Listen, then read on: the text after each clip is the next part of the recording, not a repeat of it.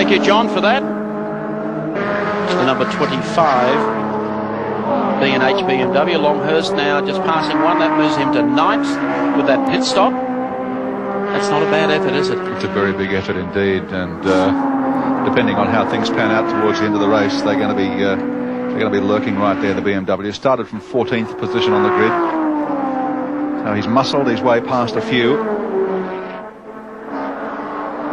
He's a great little driver, Tony, doing a good job too. The Golson car there, the one we saw in the pits a few moments ago, getting the go-by from the BMW M3.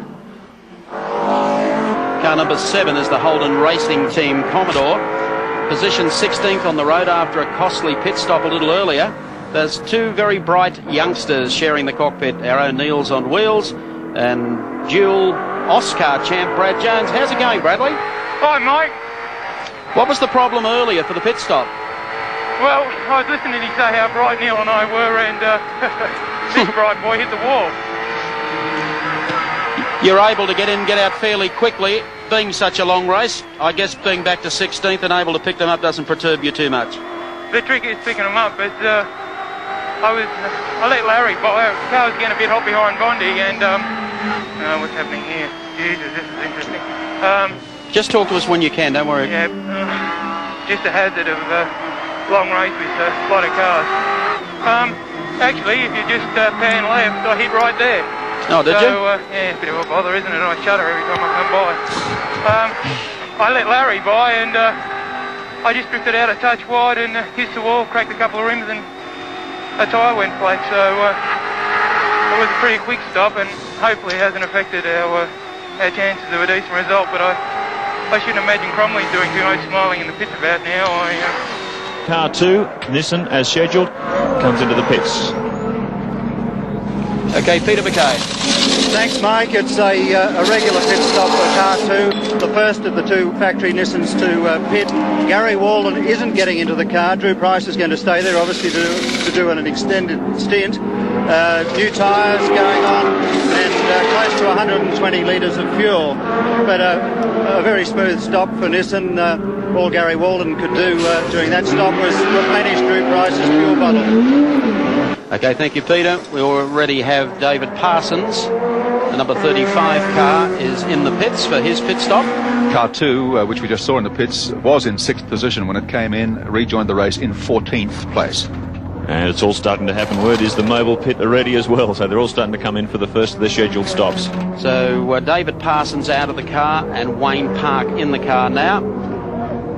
Peter Brock in and out of the car. About to step in is Andrew Madecki.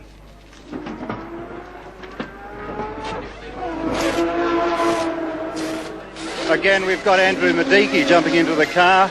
Brock out. Pretty furious stop. The windscreen's getting a bit of a clean-up. But again, a scheduled stop. Bit of a trouble with the seat harness with Brock helping Madecki at the moment. He went on the stop. He gave it a nice... Oh. And about $7,000 to get it off the line. Is I going to say the problem with the tyres, he's probably flat spotted them. Meanwhile, dramas for number 2. It's just come in for the first of its stops, and a very slow lap trickling around. Drew Price remained in the car, and he's back in the pits 1 lap later.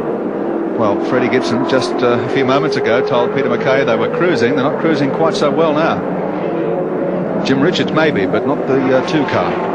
We don't have a problem. We don't have the information what the problem may be, and Fred will be fairly selective about that until Peter is there to discuss it with him. But needless to say, the number 2 car coming back into the pits. And we just have word from the pits, the second mobile car should be coming in very shortly as well. Take it away, Peter. Thanks, Mike. Fred Gibson is just discussing whatever problem the car has with driver Drew Price.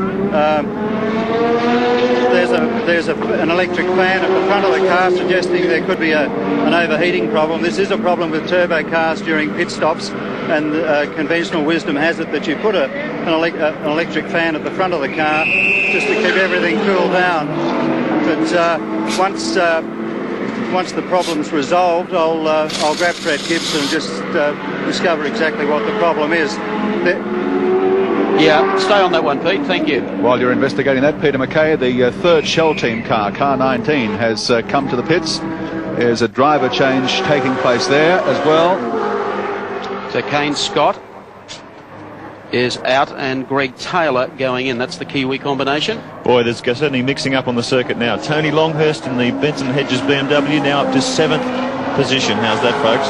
1 minute, 8 seconds. The Nissan's been in the pits. This is a tragedy for the second car. Meantime, the Shell car's been and gone. Long gone. There it goes, in fact. Jim Richards trouble-free at the head of affairs. 12-second break at this time over the second place getter, Glenn Seaton, in the number 30 Peter Jackson Sierra. Still a comfortable cushion, but maybe not as comfortable as was expected. One car we're expecting to come in on lap 33, so that's only 2 laps away. So stand by for more hustle and bustle on pit lane. Colin Bond rejoined the race after a 48-second stop. And the number 2 Nissan rejoined the circuit after being in the pits for 2 minutes 14 seconds. So at this early stage in the race, the Nissan race plan has already been upset. And Nissan crew just got bare moments to catch their breath before Jim Richards comes in. Nissan number 2 is now in 25th position. Time for the pit stops, and here comes Wyn Percy in car number 16. John Brady, see Wyn taking the belts off already. Take it away, Johnny Brady. Thanks very much, Mike. It's a scheduled stop. They're pretty happy with the way things are running at the moment. Alan Grice hopping inside the car now. They've been pretty happy with the way they've been able to get the car going over the last couple of days, and it seems to be running okay up there. There are a couple of little troubles early, a bit of fender damage from that earlier mention that we had. They're just doing a bit of pedal beating up front, but they're out now, and it's a pretty quick stop. Fuel just going out, and Alan Grice back on the track. Thank you very much, John. That was a quickie too. That was a super duper stop. Stopped at 22 seconds? Yeah, 21 seconds, And yeah. as you can see, Larry Perkins also in the pit. Wyn Percy 6th when he came to the pits. Grice now in the car rejoins in 11th place. Hope you can keep track of all this. Well, it all happened so quickly.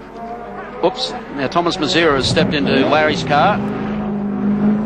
Very talented young driver, Thomas Mazera. There's Jimmy Richards, car number 1. Is bound for the pits, and here he comes. The 2 cars still sitting in there stranded. Peter McKay is down there. Jim already slipping the belts off. Take it away, Pete. Thanks, Mike. Yes, it's a scheduled stop. Refueling.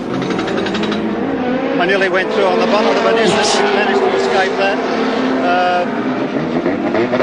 No problems at all from Gary Brabham is that? Oh, there is a problem. There's there is a wheel hub rolling around the middle of pit lane, but I think it's one from the Jim Richards car.